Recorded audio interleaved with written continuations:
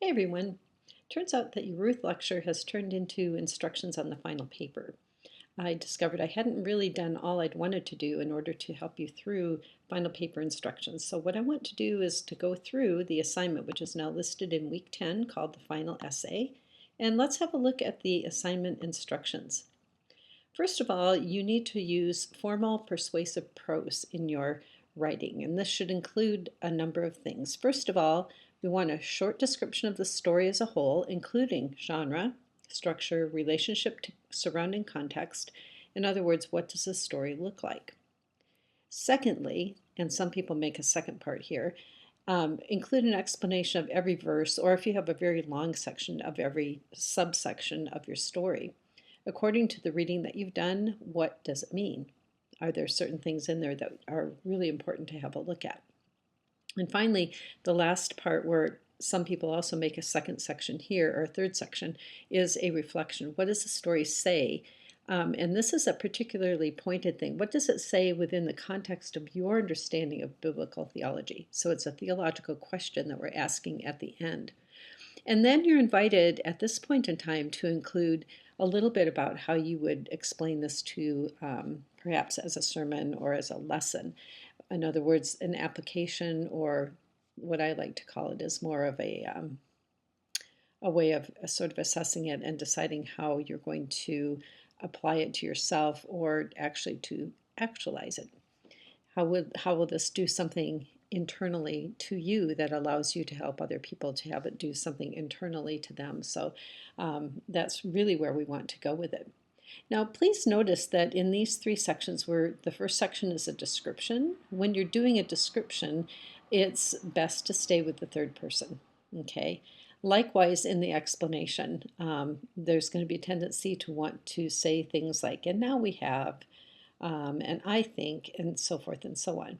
I prefer a straight off third person formal prose here, and it keeps you away from being too chatty, and it keeps it to being more academic. So I'm expecting an academic paper, not an actual sermon or explanation on that level. And then finally, during the reflection is when you can go more to first person. So then you're going to want to discuss a little bit more about what's going on in your own head. But for the first two sections, please stay to the third person. And please note, the one thing I will mark you down on is for phrases like, and now we have.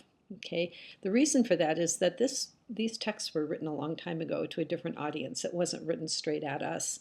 And to sort of narrow the focus to, and now we have, is making it too small. We need this to be big. So things like the text says, the character says, those kinds of statements are acceptable. And now we have is just too informal, so you want to stay away from that in writing this up.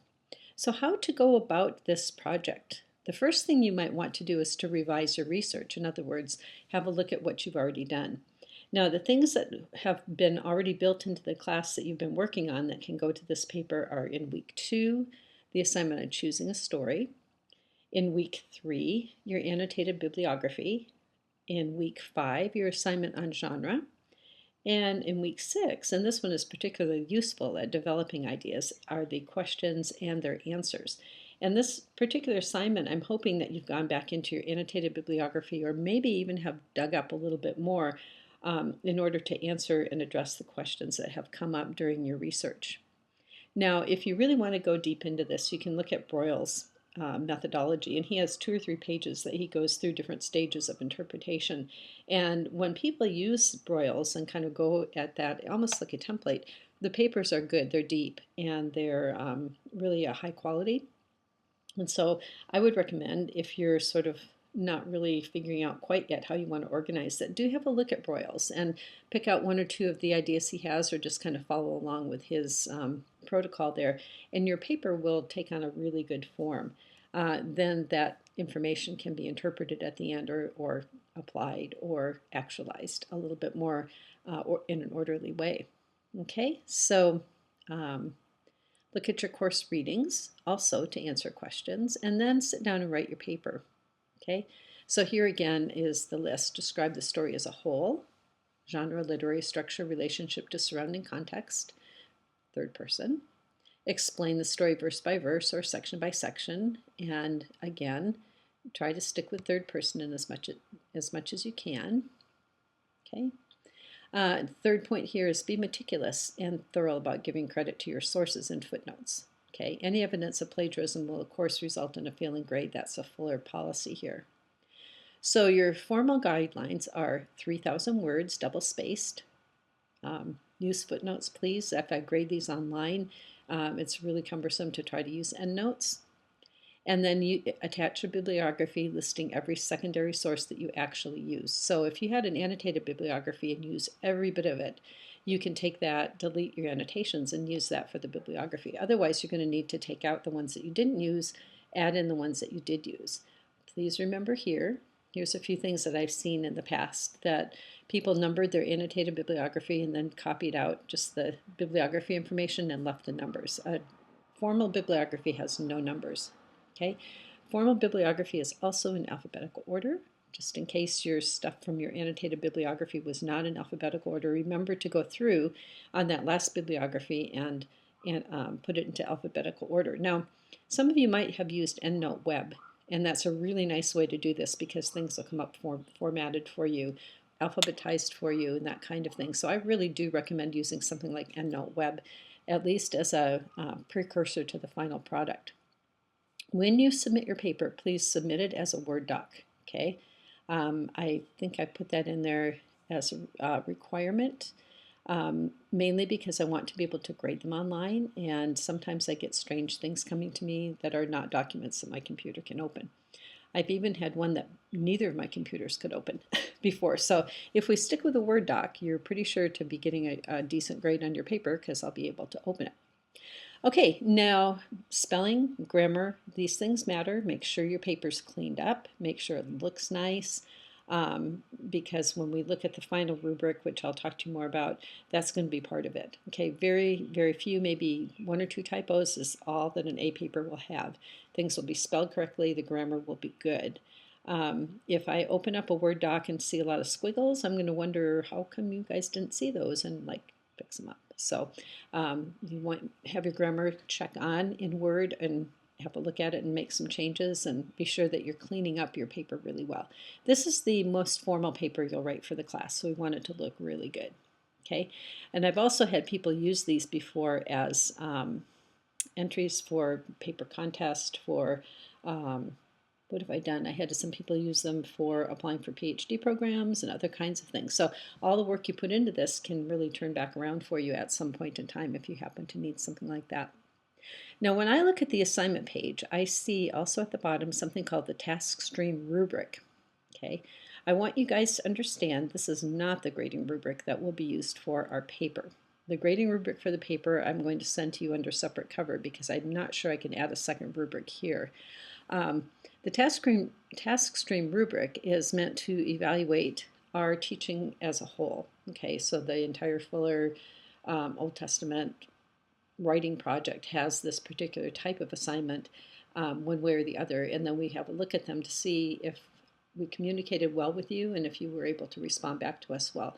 But this is not anything that will be used for grading. So it's got some useful information in it. Never hurts to have a look at it, but it is just there purely for administrative purposes in the end. And so what happens with the task stream grading, nobody actually sees the individual grades. They go in and they're compiled as a whole.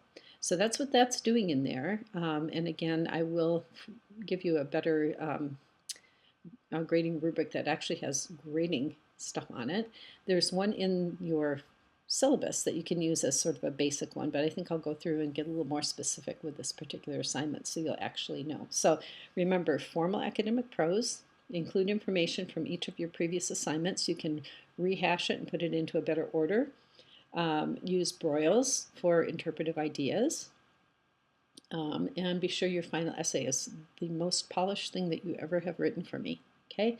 I've had a chance now in my academic career to actually edit a few things, and so I tend to look at things and find stuff anymore, which I never used to, and that's kind of an interesting thing to discover, that you can spot things from pretty far away. So be sure that you look, have somebody else read it, look at it, evaluate your grammar, your spelling, all that stuff, so it looks really, really nice. You can play like Fool the Professor, Okay, be so organized with your bibliographical entries and your footnotes that if I look at it, I don't see inconsistencies in formatting, and that's the best way to sort of fool the professor and not distract from your appointed job, which is actually to explain your passage.